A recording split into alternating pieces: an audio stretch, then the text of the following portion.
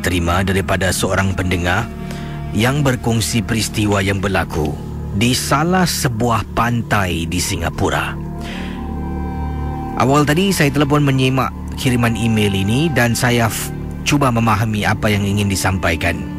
Dan sebelum saya kepada inti kisah yang dikongsi bersama, datangnya dari seorang ibu yang ingin saya gunakan nama samaran. Saya gunakan Kak Sharifah, bukan nama sebenar. Kata Kak Sharifah, peristiwa yang menakutkan ini berlaku di salah sebuah pantai di Singapura. Untuk pengetahuan Casey, tempatnya sekian. Tolonglah jangan dedahkan kepada pendengar yang lain, sebab kakak bukan niat nak menakut-nakutkan. Kakak ada 3 orang cahaya mata. Satu di antara cahaya mata kakak tidak boleh melihat. Dikurniakan dengan kecacatan tidak boleh melihat. Kata Kak Sharifah, bukan nama sebenar. Beberapa minggu yang lalu, kata Kak Sharifah, kakak sekeluarga bersama dengan anak dan suami dan pembantu telah pun pergi berkelah di salah sebuah pantai di Singapura. Jadi bayangkan para pendengar, mereka berkelah dari waktu petang sekitar pukul 3.30 petang sampailah pukul 2 lebih pagi, nak dekat 3 pagi, barulah mereka pulang. Jadi sepanjang waktu mereka berada di sana, anak kakak 2-3 kali turun naik laut Casey mandi. Kadangkala bermain dengan pasir, makan, minum. Begitu juga kakak dengan suami. Apa yang berlaku? Satu ketika ni, pembantu rumah kakak nampak anak kakak yang kecil. Anak kakak yang kecil yang berusia 6 tahun.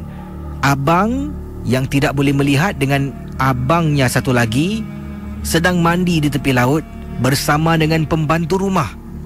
Yang si kecil tu sedang bermain pasir dengan baldinya yang kecil. Dia korek pasir. Kakak dengan suami sedang berada di tempat duduk melihat barang-barang, menjaga barang-barang, sementara pembantu, anak semua bermain di tepi pantai.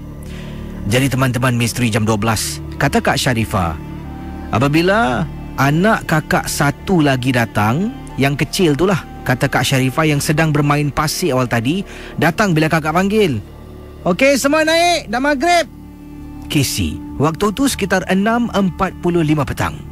Kakak panggil anak-anak semua naik dan berhenti, bersihkan badan, cuci tangan, cuci kaki semua. Sebab waktu dah malam, dah maghrib. Jadi pada mulanya yang datang tu pembantu rumah dengan 2 orang anak, satu yang tak boleh melihat, satu lagi abangnya yang sedang bermandi di tepi pantai. Mereka datang. Kemudian pembantu tanya, "Bu, mana Elfie?" Elfie tu anak kakak yang 6 tahun lah. Jadi saya tengok itu Elfie di sana. Kamu panggil Elfie balik. Jadi pembantu rumah kakak jalan menuju ke arah Elfie. Bila sampai di sana, nanti akan kakak ceritakan sebenarnya apa pembantu beritahu. Jadi pembantu panggil Elfie datang kembali. Setibanya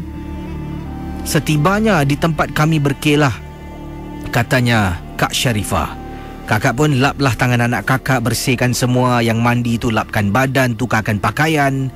Kemudian kami makan beramai-ramai. Bila tunggu malam, suami tu sedang tunggu sebenarnya joran dimakan umpan.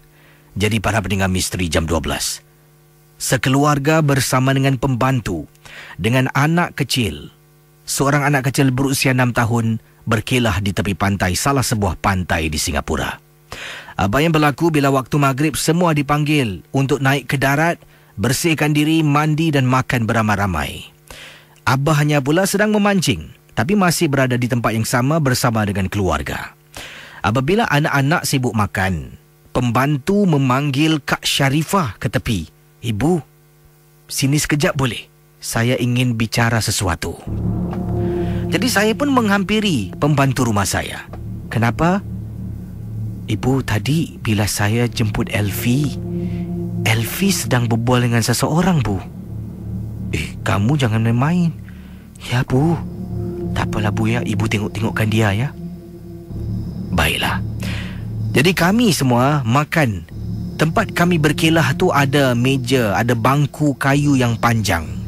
Masing-masing semua duduk Casey, mula makan bekal yang kami bawa.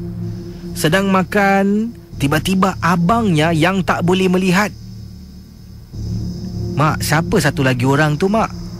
Casey, anak kakak yang rabun, ataupun katanya di sini yang buta tak boleh melihat ni, boleh merasakan sesuatu. Dia seolah-olah tahu ada benda di sana. Jadi dia tanya, siapa lagi satu orang, Mak, kat sini? Lagi satu orang apa? Semua kat sini lah. Abang, adik, baba, bibi. Jadi teman-teman Misteri Jam 12, tak, Mak, ada satu orang lagi, Mak, tepi adik. Para pendengar Ria 897, bila dengar anak kakak yang cakap macam tu, kakak dengan pembantu terperanjat. Betul, Casey. Jadi tak apa, jangan fikir bukan-bukan. Kita teruskanlah macam biasa. Kakak cuba katanya hentikan segala tekanan tegang yang ada di sana. Dah kembali pulih macam biasa. Dipendekkan cerita, pukul 2.30 nak dekat 3 pagi, kami pulang ke rumah. Menaiki kenderaan 7-seater. Dalam perjalanan ke rumah, anak-anak semua dah tidur. Jadi kemudian kakak duduk di hadapan, 2 orang anak kecil duduk di belakang, pembantu duduk di tempat duduk kedua di belakang. Anak kakak yang tak boleh melihat duduk betul-betul di belakang tempat duduk pemandu. Kemudian dia tanya lagi, Ma, siapa ikut kita, Ma, balik? Adik bawa balik kawan Casey, para pendengar Ria 897, kata Kak Sharifah bila dengar kakak terperanjat, Casey. Jadi kakak pun beri bisik-bisik tanya, Elfian rasa apa, Elfian? Suami kakak toleh, apa awak cakap ni? Tak ada, bang. Abang saya tanya, abang jangan marah Abang mandu je. Suami pun memandu. Tak ada, Ma. Elfian rasa macam ada orang ikut kita balik, Ma. Macam orang tu jahat lah, Ma, kata anak kakak yang dewasa. Bila kakak dengar terperanjat, kakak terus suruh suami jangan pulang ke rumah, singgah sebentar rumah bapak kakak. Dalam perjalanan telefon bapak turun di tempat letak kereta. Bapak mengatakan dapat rasakan sesuatu yang ikut kami balik. Casey tak tahulah. Bapak kakak tak tahu benda apa, kakak pun tak tahu, tak lihat. Cuma anak kakak yang tak boleh melihat ni dapat rasakan, Casey. Itulah kelebihan yang diberikan oleh Allah SWT kepada anak kakak ini. Jadi bila bapak datang, dapat rasakan sesuatu yang tak kena, bapak pun naik ke atas, ambil sebotol air putih. Lama Casey dia baca surah Yasin, kemudian renjis dalam kenderaan. Kemudian kakak panggil anak kakak yang tak boleh melihat ni, Alfian. Fian, tengok Fian kat dalam. Ada tak, Fian? Dia boleh rasakan. Kemudian dia kata, dah tak ada, Mah. Mana kawan adik pergi? Tak apa, Fian. Makasih, Fian. Jadi bapak pun menyuruh kakak pulang ke rumah dan jangan khawatir benda tu tak ikut pulang. Dan itulah satu-satunya Casey pengalaman yang berlaku. Anak kakak hampir-hampir waktu maghrib yang berusia 6 tahun bermain seorang diri di tepi pantai, rupa-rupanya mengundang tetamu yang tak diundang. Saudara, kisah-kisah yang bakal anda dengar dalam Misteri